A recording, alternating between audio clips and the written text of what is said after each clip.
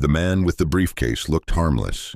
He walked through the marble lobby of Crédit Industriel de Genève every morning at 8:15, nodded politely to the security guards, took the elevator to the 4th floor, and settled into his desk in the International Transfers Department.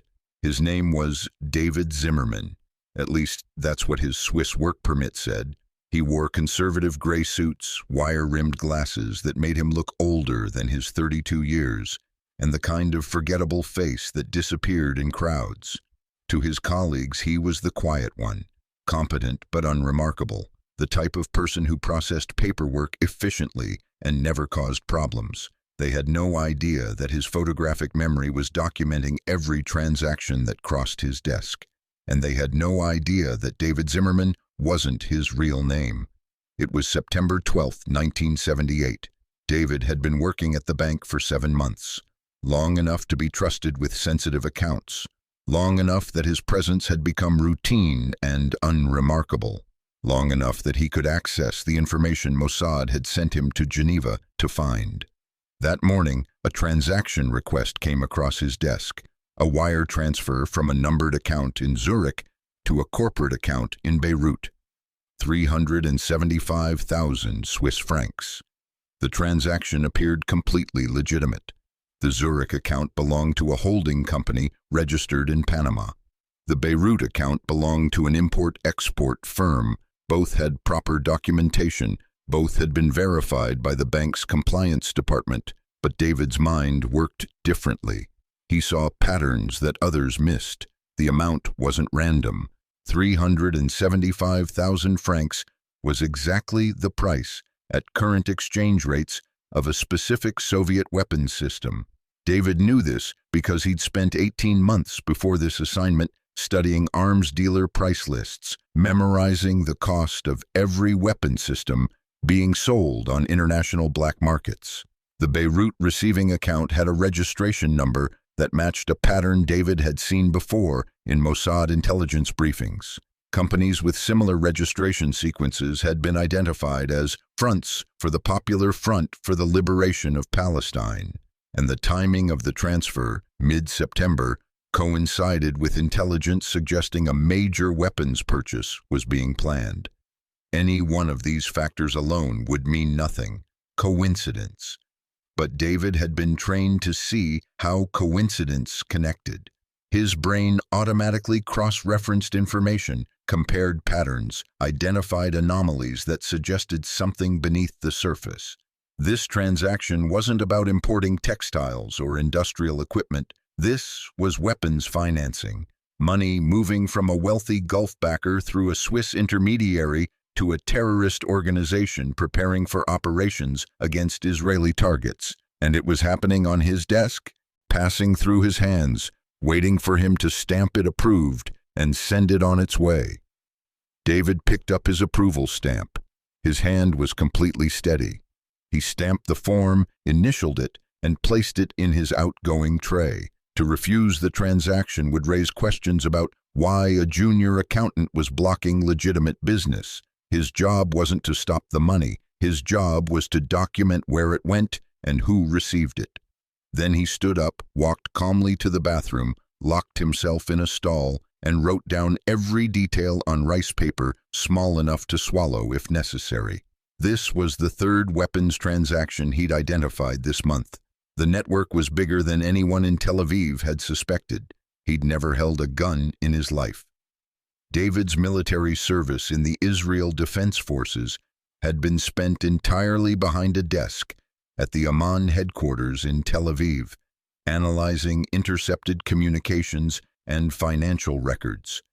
He'd never participated in a raid, never been shot at, never received the combat training that every other Mossad field operative underwent. His contribution to Israel's defense had been purely intellectual, processing data, finding patterns, writing reports that other people used to plan operations. He'd been good at it, good enough that his commanding officers had noted his unusual analytical abilities in his file. But nobody had considered him field operative material until a crisis forced Mossad to think differently about what made someone valuable in espionage. David had grown up in Haifa, the son of a mathematics professor and a librarian. He'd shown signs of exceptional memory from childhood, the kind of rare ability to recall information with perfect accuracy after seeing it once. By age 12, he could memorize entire pages of text after reading them. By 15, he was competing in national mathematics competitions and winning. His parents had encouraged academic pursuits, hoping he'd become a professor like his father. But Israeli reality intervened. Everyone served in the military, and when David's abilities were identified during intake processing, he was assigned to intelligence analysis rather than combat units. He'd spent 3 years processing financial intelligence, learning how money moved through international banking systems, studying how hostile nations and terrorist organizations funded their operations, understanding the paper trails that could reveal operational planning before attacks occurred. The work was tedious. Thousands of transactions to review, most of them completely innocent, but occasionally patterns emerged. A series of payments that suggested weapons purchases, account relationships that revealed organizational structures, financial flows that mapped out networks of operatives across multiple countries. David was exceptionally good at seeing these patterns. His reports had contributed to several successful operations, though he'd never been told the details of what happened after. His analysis reached operational planners. After his military service ended in 1976, David had expected to return to civilian life, perhaps work as an accountant or financial analyst, perhaps pursue graduate studies in mathematics. But Mossad had other ideas. They'd been watching the evolution of terrorist financing throughout the 1970s and recognizing a problem their traditional operatives couldn't solve. Palestinian groups, hostile Arab nations, and Soviet-backed organizations were moving money through legitimate banking channels in Europe. The financing was sophisticated, using shell companies, numbered accounts, and complex transactions designed to hide the ultimate recipients. Traditional surveillance couldn't penetrate these networks. You couldn't follow a bank transfer the way you could follow a person. You couldn't intercept financial transactions through physical observation. What Mossad needed was someone who could work inside the banking system itself, someone who could access transaction records, understand what they meant, and identify the patterns that revealed terrorist financing hidden within legitimate business activity.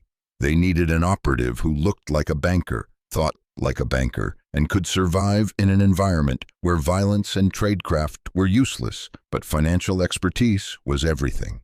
Traditional field operatives had the wrong skills for this mission, but a young analyst with a photographic memory and 3 years of experience studying terrorist financing might be perfect. That's when they approached David with an offer that would change his life. Money leaves traces that bullets never do. This was the fundamental insight driving Mossad's new approach to intelligence gathering in the late 1970s. Traditional espionage focused on human intelligence and signals interception, recruiting sources inside enemy organizations, intercepting communications, conducting surveillance on suspected operatives. These methods had been effective for decades, but they had limitations when it came to understanding how terrorist operations were financed. You could identify individual operatives, but that didn't reveal the broader network funding them. You could intercept conversations about planned attacks, but that didn't expose the financial infrastructure making those attacks possible. And destroying one cell didn't prevent another from emerging if the money kept flowing. Palestinian militant organizations had become increasingly sophisticated about financial operations throughout the 1970s. Groups like the Popular Front for the Liberation of Palestine, Black September, and various Fatah factions weren't just receiving suitcases full of cash from sympathetic governments anymore. They were operating like businesses, with investment accounts, real estate holdings, and legitimate front companies that generated income while providing cover for operational activities. Money was being moved through international banking systems, laundered through multiple transactions to obscure its origins, and distributed to cells across Europe and the Middle East through methods that left minimal traces. The scale of this financing was enormous. Oil-rich Gulf states were channeling millions of dollars annually to Palestinian causes, sometimes through official government channels, but more often through wealthy individuals and charitable organizations. The Soviet Union was providing financial support along with weapons and training. Libya under Muammar Gaddafi was funding operations across multiple continents. Even some European leftist groups were contributing money to Palestinian organizations they viewed as revolutionary movements. All of this money was flowing through banks, primarily in Switzerland, where banking secrecy laws made tracking nearly impossible for intelligence services operating from outside the system. Israeli intelligence had been aware of this financial network for years, but awareness wasn't the same as understanding. They knew money was moving. They knew it was funding operations that killed Israeli civilians, but they didn't know the specific accounts, the intermediary companies, the patterns of transactions that would allow them to predict where money was going and what it would be used for. They'd tried traditional intelligence methods. They'd recruited sources in Palestinian organizations who could provide some information about financing, but these sources rarely had access to complete financial records. They'd intercepted communications that sometimes mentioned money transfers, but these intercepts were fragmentary and didn't reveal the full network. What they needed was someone inside the banking system itself, someone with legitimate access to transaction records, someone who could observe the flow of money in real time and identify patterns that revealed terrorist financing hidden among thousands of legitimate business transactions. But inserting an operative into a Swiss bank wasn't like infiltrating a terrorist cell or a hostile government. Banks had rigorous hiring procedures. They verified credentials, checked references, and conducted background investigations. You couldn't just forge a resume and show up claiming to be a banker. The cover identity had to be real enough to survive professional scrutiny. The operative had to have genuine financial skills, and they had to be patient enough to work for months or years, observing and documenting before the intelligence value justified the investment. This was a completely different kind of espionage, and it required a completely different kind of operative. They didn't teach him to kill. They taught him to count. David's training for his banking mission bore almost no resemblance to the preparation other Mossad operatives underwent before deployment. There was no weapons training, no instruction in hand-to-hand combat, no practice in surveillance detection or emergency extraction procedures. Instead, David spent 6 months learning Swiss banking protocols, international finance regulations, and the specific procedures used by banks in Geneva for processing international wire transfers. He studied accounting standards, currency exchange mechanisms, and the documentation requirements for different types of transactions. He memorized the organizational structures of major Swiss banks, the names of key executives, and the informal networks that connected banking professionals across the Swiss financial sector. The cover identity Mossad created for him was more elaborate than anything they'd built before. David Zimmerman was a real person with a real history that could survive investigation. He had a birth certificate from a small town in Austria. He had school records showing he'd studied accounting at the University of Vienna. He had employment history at 2 Austrian banks, where he'd worked for several years before deciding to seek opportunities in Switzerland.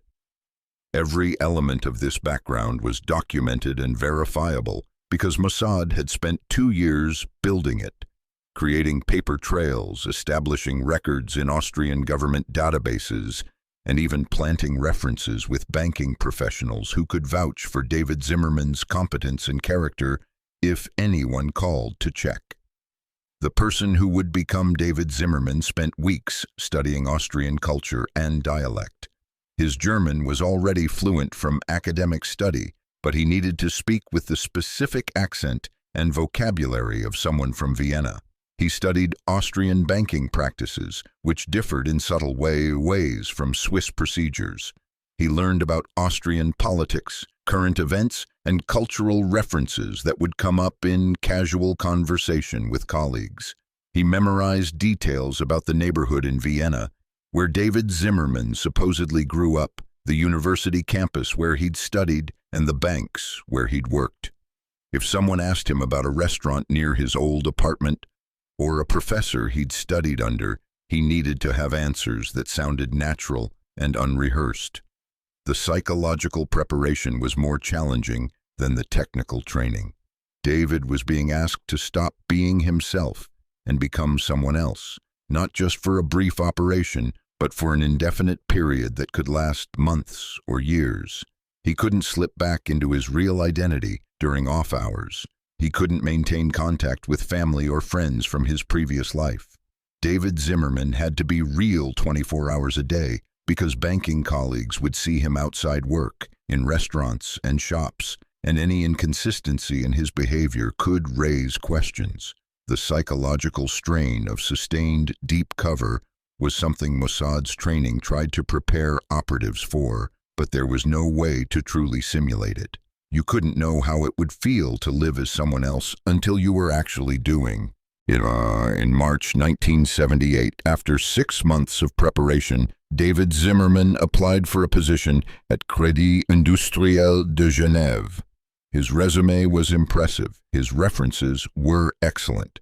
His interview performance demonstrated exactly the kind of competent professionalism Swiss banks valued. He was hired to start in the International Transfers Department in April. Mossad had successfully inserted an operative into one of Switzerland's major banks. Now came the hard part, actually doing the job well enough to maintain cover while gathering intelligence that could save Israeli lives.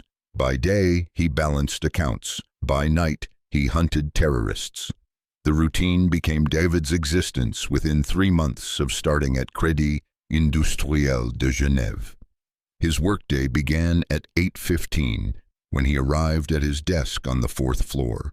He processed wire transfers, verified transaction documentation, corresponded with other banks about payment confirmations, and attended department meetings where supervisors discussed compliance procedures and workflow optimization.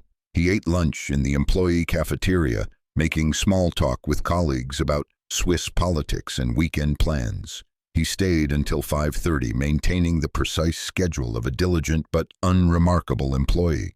To everyone around him, David Zimmerman was exactly what he appeared to be, a competent Austrian accountant who'd found steady employment at a respectable Swiss institution. But the transactions crossing his desk told a different story to someone trained to read them.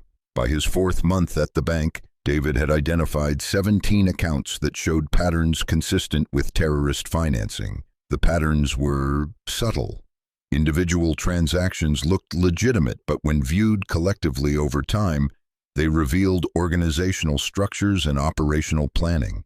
An account registered to a trading company in Cyprus made regular transfers to accounts in Beirut, Damascus, and Baghdad. The amounts varied, but the timing was consistent.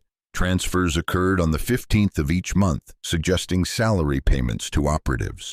Another account, supposedly belonging to a medical supplies distributor, made large, irregular transfers that corresponded with known dates of weapons shipments from Eastern European countries to Middle Eastern destinations.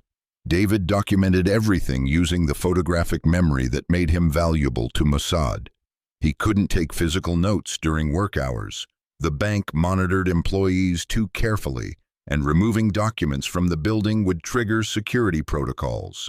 Instead, he memorized account numbers, transaction amounts, dates, and the names of intermediary companies. Every evening after work, he'd return to his small apartment in Geneva's Paquis district, sit at his kitchen table, and reconstruct everything he'd seen that day. He wrote it all down in coded shorthand on thin paper that could be quickly destroyed if necessary.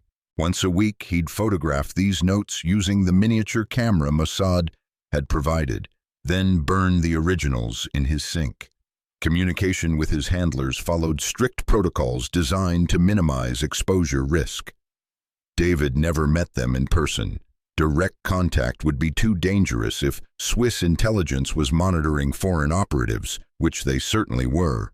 Instead, he used dead drops, leaving his photographed intelligence reports in predetermined locations around Geneva, where Mossad officers could retrieve them without making contact. A particular bench in the Parc des Bastions, a specific shelf in the university library, the gap behind a loose brick in a wall near the train station. He'd leave the film canister during his evening walk, then continue on without checking whether anyone retrieved it. Days later, he'd receive confirmation through a coded message in the personal ads section of the Tribune de Genève newspaper. The psychological strain was constant. David was living a complete fabrication. His apartment decorated with Austrian souvenirs and photographs of a family that wasn't his felt like a stage set. His friendships with banking colleagues, carefully cultivated to maintain his cover, were based on lies. The woman he'd started dating, a Swiss elementary school teacher named Anna, whom he'd met at a bookshop, knew nothing about who he really was. Every conversation required calculation. Every social interaction was performance. He couldn't relax. He couldn't be himself, because David Zimmerman had to be real, and the person he'd been before, the Israeli with the photographic memory who'd grown up in Haifa, had ceased to exist. But the intelligence he was gathering was extraordinary. By September, 8 months into his assignment, David had documented a financial network connecting accounts in Switzerland, Cyprus, Lebanon, and Libya. He'd identified the shell companies used to move money. He'd traced the patterns showing how funds were distributed to different Palestinian factions, and he'd discovered something his handlers found almost unbelievable. The network was bigger and more sophisticated than Israeli intelligence had suspected. Millions of dollars were moving through these channels annually, funding operations across multiple continents. The quiet accountant processing transactions in Geneva had gained access to intelligence that traditional espionage methods could never have obtained. The numbers told a story his handlers couldn't believe. When David's intelligence reports reached Mossad headquarters in Tel Aviv, analysts initially questioned their accuracy. The financial network he was documenting was far more extensive than previous intelligence had suggested. 18 major accounts in Swiss banks, connected through intermediary companies to over 40 receiving accounts across Europe and the Middle East. Monthly money flows exceeding 2 million Swiss francs. Organizational structures suggesting coordination between groups that publicly claimed to be rivals. The scale suggested that Palestinian militant financing wasn't a collection of separate operations, but rather a unified system with central coordination and strategic planning. David's reports provided something intelligence agencies rarely obtained: real-time visibility into operational planning through financial preparation. 3 weeks before a major bombing in Paris, David had documented a transfer of 75,000 francs from a Zurich account to a company in France that Mossad later determined had purchased the explosives. 2 months before a failed assassination attempt against an Israeli diplomat in Brussels, he'd flagged unusual transfers to a Belgian account that turned out to be funding the operation. The financial intelligence didn't just explain what had happened after attacks occurred. It provided warning indicators that could potentially prevent attacks before they were executed. But acting on this intelligence required extraordinary caution. If Mossad disrupted every operation that David's financial intelligence revealed, hostile organizations would realize their banking activities were being monitored. They'd change their methods, move to different banks, alter their transaction patterns. The intelligence advantage would be lost. So Mossad's strategy became selective intervention. They'd act on intelligence about the most critical threats, operations that posed immediate danger to Israeli civilians or government officials. Everything else they documented and stored, building a comprehensive map of the financing networks without revealing they had this visibility. It was frustrating for David, who knew he was identifying terrorist financing that would lead to attacks, but operational security required patience. The intelligence also revealed something unexpected about the enemy Mossad was fighting. The Palestinian organizations weren't unsophisticated terrorists operating from caves. They were running professional financial operations that rivaled legitimate businesses in their complexity. They understood international banking regulations and were exploiting them effectively. They were using the same corporate structures, tax havens, and financial instruments that legitimate multinational companies employed. The people managing these networks had education, expertise, and resources. This wasn't just about ideology and violence. It was about money, power, and organizational capacity that made these groups far more dangerous than Israeli planners had realized. By December 1978, 9 months into his assignment, David had become Mossad's most valuable source on terrorist financing in Europe. His intelligence was being briefed to the Prime Minister. It was shaping strategic assessments of the threats Israel faced. It was contributing to decisions about diplomatic strategy and military planning, and David knew none of this. His handlers told him. His reports were useful, but they never explained the downstream impact of his work. He didn't know that intelligence he'd gathered about a weapons purchase had led to an Israeli airstrike, destroying that shipment before it reached its destination. He didn't know that account information he'd provided had enabled Shin Bet to identify and arrest a Hamas cell operating inside Israel. He continued his routine, documenting transactions, maintaining his cover, and living as David Zimmerman, while the intelligence he provided was preventing attacks and saving lives. But success created new complications. The more valuable David's intelligence became, the more pressure there was to keep him in place longer. His original assignment was supposed to last 1 year, but by his 9th month, Mossad was requesting he extend indefinitely. The intelligence he was providing was too important to lose. They needed him to stay at the bank, to continue documenting the financial networks, to maintain access to information no other source could provide. David agreed to the extension, but he could feel the psychological cost accumulating. Every day as someone else, every conversation based on lies, every relationship built on a fabricated identity that would eventually be abandoned when his mission ended. He was becoming David Zimmerman more completely than he'd intended, and he was losing track of who he'd been before. He never pulled a trigger, but his intelligence killed more terrorists than any sniper. The first operational success directly attributed to David's intelligence occurred in January 1979. He'd documented a series of transfers totaling 1.2 million Swiss francs, moving from a Libyan government account through a shell company in Panama to a receiving account in Hamburg, Germany. The pattern suggested a major operation being funded. The amount was too large for routine organizational expenses. The Hamburg account had never been active before, indicating it had been established specifically for this transaction, and the timing, mid-January, coincided with intelligence from other sources suggesting that Palestinian groups were planning attacks against Israeli targets in Europe. David's report reached Tel Aviv within 48 hours of the transfer being processed. Mossad officers in Germany began surveillance on the Hamburg account's registered address, a small import-export company operating from a warehouse in an industrial district. Within a week, they'd identified 4 individuals connected to the company.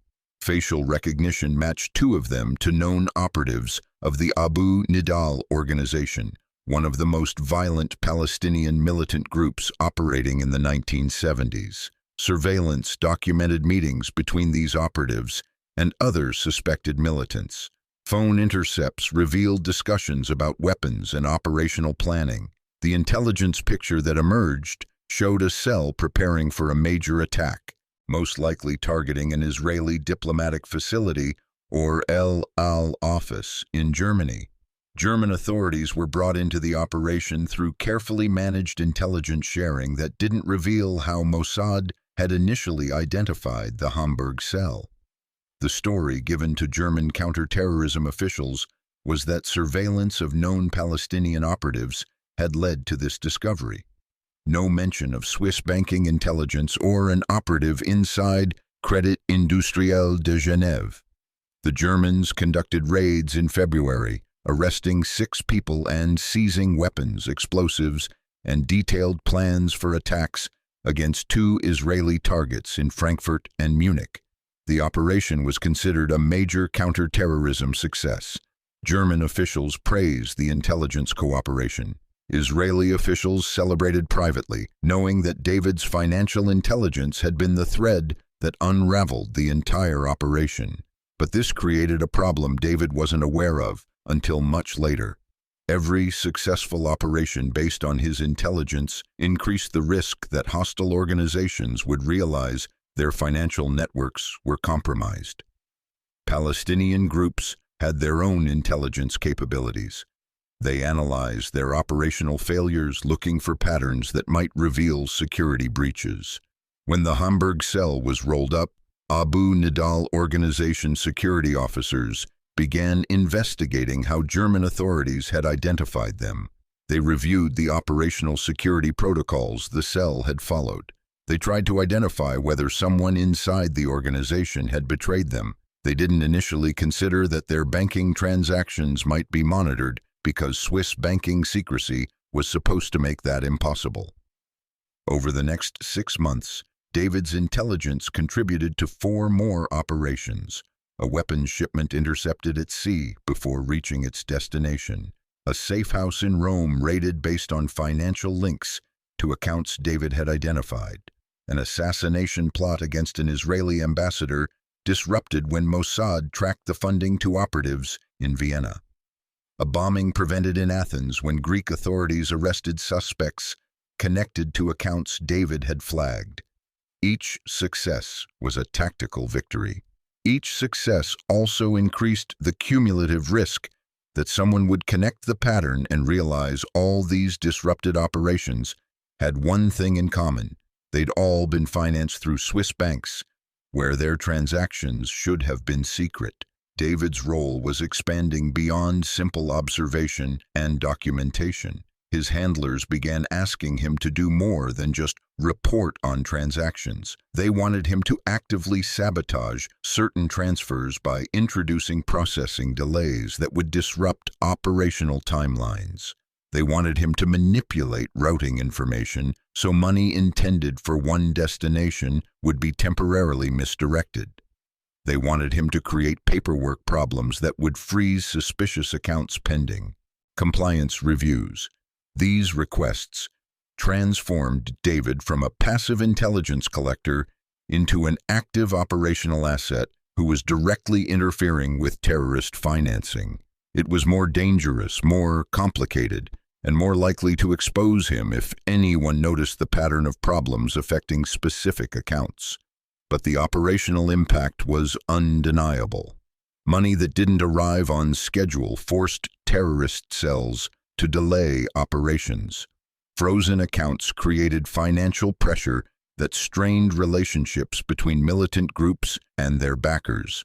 Misdirected transfers revealed additional accounts and intermediaries that expanded Mossad's map of the financial networks.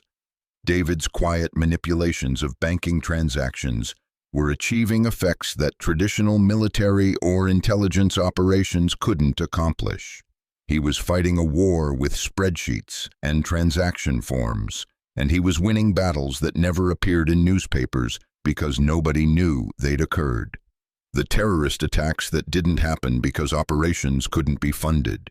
The weapons that weren't purchased because money was delayed or frozen. The cells that couldn't be activated because financial support never arrived. These invisible victories had no dramatic headlines, but they were saving lives. The client who asked too many questions arrived at the bank on a Tuesday morning in July. David was processing routine transactions when his supervisor informed him he'd been assigned to assist a new client opening a corporate account. The client was a Syrian businessman named Faisal Khoury, who represented a trading company based in Damascus. He wanted to establish banking relationships in Switzerland for importing European goods to Middle Eastern markets. Everything about the request was routine. New corporate clients opened accounts at Crédit Industriel de Genève constantly. David's role was to process the paperwork, verify documentation, and ensure compliance with Swiss banking regulations. But something felt wrong from the moment Faisal Khoury sat down across from David's desk. The businessman was polite, professional, and presented all the required documentation. His company's registration papers appeared legitimate. His business references checked out when David called to verify them. But Khoury's questions went beyond what most clients asked. He wanted to know about transaction processing times for transfers to specific Middle Eastern countries. He asked detailed questions about how the bank verified the identity of account holders and what information was reported to Swiss authorities. He inquired about which employees had access to transaction records and how the bank's internal audit procedures worked. These weren't the questions of someone simply opening a business account. These were the questions of someone probing the bank's security and information controls. David maintained his professional demeanor while his mind raced through the implications. Was this routine business caution or something more suspicious? Was Khoury simply being thorough about understanding banking procedures, or was he investigating whether his transactions would be secure from intelligence monitoring? David processed the account opening, answered Khoury's questions with the standard responses any bank employee would give, and tried to detect whether there was a hidden agenda behind this interaction. When the meeting concluded after 40 minutes, Khoury thanked David politely, collected his account documentation, and left. David immediately documented the encounter in his evening intelligence report, flagging Khoury as potentially suspicious and noting the unusual nature of his questions. 2 weeks later, David's supervisor called him into a private meeting. A complaint had been filed. Faisal Khoury's company had contacted the bank's senior management, claiming that David had been asking inappropriate questions during their account opening meeting. Questions about the company's business activities that went beyond standard banking procedures, questions that made Khoury uncomfortable and suggested David was investigating the client rather than simply processing an account application. The complaint didn't request any specific action, but it raised concerns about David's professional judgment and customer service approach. The supervisor wanted David's explanation of what had happened during that meeting. David felt ice in his stomach. He'd been careful during the meeting with Khoury. He'd asked only the standard questions required for account verification. But Khoury had turned the interaction around, making it appear that David had been the one acting suspiciously. This was a professional intelligence technique. File a complaint that puts the investigator on the defensive and creates a paper trail suggesting they're the problem rather than the subject being investigated. If David defended himself too aggressively, it would raise more questions. If he didn't defend himself adequately, the complaint would remain in his personnel file as a mark against his professional record.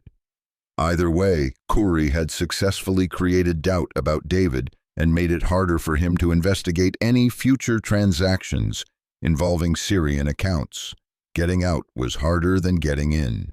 By August 1979, David had been operating undercover at Crédit Industriel de Genève for 16 months. The original one-year assignment had been extended twice, and his handlers were now requesting he remain indefinitely. The intelligence he provided had become too valuable to lose. But the Faisal Khoury incident had changed the operational calculus. David was now flagged internally as someone who'd generated a client complaint. His supervisor was watching him more carefully. Other employees had heard about the complaint through office gossip, creating subtle distance in his workplace relationships. And most concerning, someone outside the bank was now aware that an employee in the International Transfers Department had shown unusual interest in Syrian business accounts. David's handlers initially dismissed his concerns. The complaint was minor. Nothing in his conduct had violated bank policies. His employment wasn't threatened. But David understood something his handlers in Tel Aviv didn't.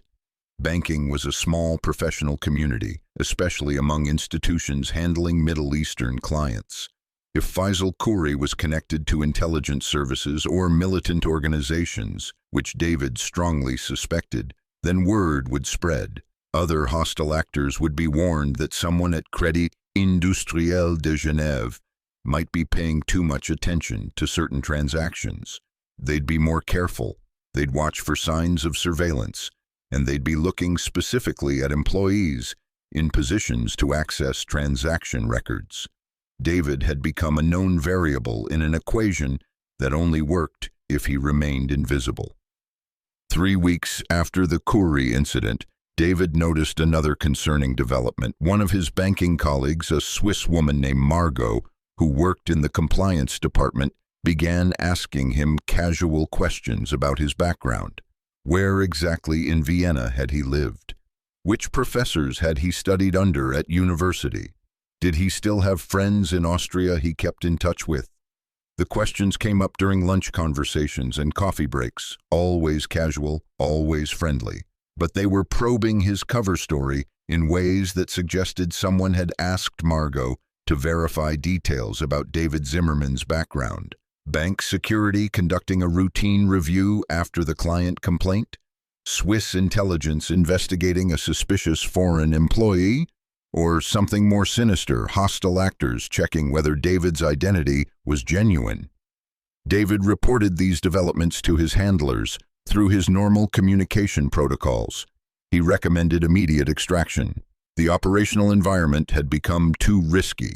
Continuing to work at the bank would likely result in his cover being blown, either through internal bank investigation or through hostile surveillance. Better to extract cleanly while his identity was still intact than to wait until exposure was inevitable. But Tel Aviv's response was frustrating. They wanted him to remain in place for at least 3 more months.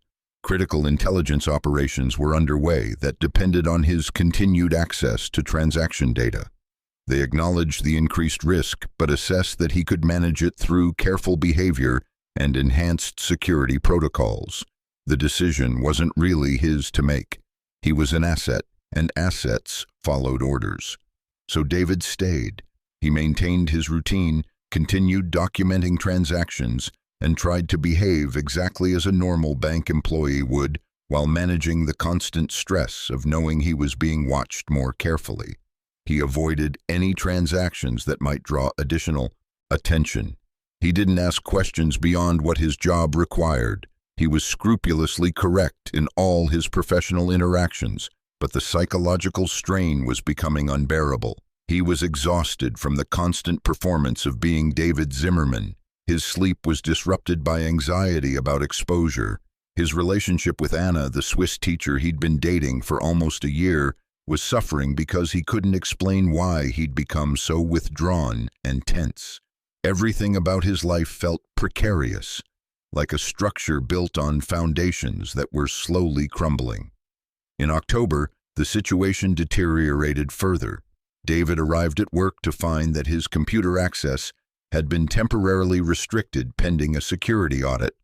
The bank's IT department was conducting a review of employee access to sensitive client data, following new regulatory requirements from Swiss banking authorities. Everyone in the International Transfers Department was subject to the same audit, so it wasn't specifically targeting David, but the audit meant his computer activity for the past 16 months would be reviewed. Every file he'd accessed, every account he'd looked at, every transaction he'd processed. If auditors noticed he'd accessed certain accounts more frequently than his job required, or that he'd pulled up records for accounts not assigned to him, it would raise questions he couldn't answer without exposing his intelligence activities. David made his final intelligence transmission that evening. Using the emergency protocol Mossad had provided for situations requiring immediate contact, he left a coded message at a dead drop that translated to a simple request: extract now. Not in 3 months, not after debriefing and planning. Now, before the audit results revealed patterns that would destroy his cover and potentially lead to arrest by Swiss authorities for espionage. He didn't wait for confirmation. He knew protocol required handlers to respond to emergency extraction requests within 72 hours. He went home to his apartment, looked at the life he'd built as David Zimmerman, and began preparing to abandon all of it. The deadliest spies are the ones you never see coming. David's extraction from Geneva occurred on October 23, 1979, 18 months after he'd begun working at Crédit Industriel de Genève. The operation was planned and executed in 48 hours, a testament to how seriously Mossad took the threat that his cover was about to be blown. David called in sick to work on a Wednesday morning, claiming a severe flu. That afternoon, he met a Mossad officer in a parking garage outside the city. By evening, he was across the French border, traveling under a different identity. By the following morning, he was on a flight from Paris to Tel Aviv. No longer David Zimmerman, no longer an Austrian accountant, returning to a country and an identity he'd put aside for a year and a half. The intelligence he left behind continued generating operational results for years. The transaction records he'd documented, the account relationships he'd mapped, and the financial patterns he'd identified became the foundation for Mossad's understanding of terrorist financing networks throughout the 1980s.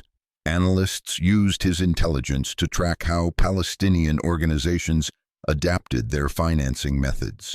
They identified new intermediaries and shell companies based on patterns David had first documented. They developed algorithms to detect suspicious transactions by modeling the characteristics David had learned to recognize through his photographic memory and analytical skills. His work had created a template for financial intelligence operations that other agencies studied and attempted to replicate. The operational impact was quantifiable in ways that most intelligence work never was.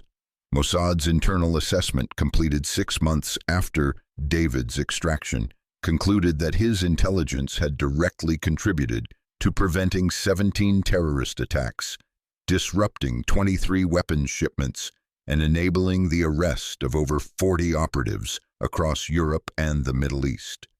The assessment calculated that operations he'd helped prevent would have killed approximately 130 people if executed successfully. These numbers were estimates, impossible to verify with precision because you can't definitively measure attacks that didn't happen. But the analysis was conservative, counting only operations where David's financial intelligence had been the primary factor in disruption. The actual impact, including operations affected indirectly through the network mapping his intelligence enabled, was likely far higher. But there were costs beyond the operational successes. David Zimmerman's identity was burned. Swiss banking authorities had eventually completed their audit and discovered anomalies in his access patterns. They'd investigated and found inconsistencies in his background that revealed the Austrian identity was fabricated. Swiss intelligence had been furious when they learned a foreign operative had been working inside one of their banks, conducting espionage that violated Swiss neutrality and banking secrecy laws. Diplomatic protests were filed with Israel.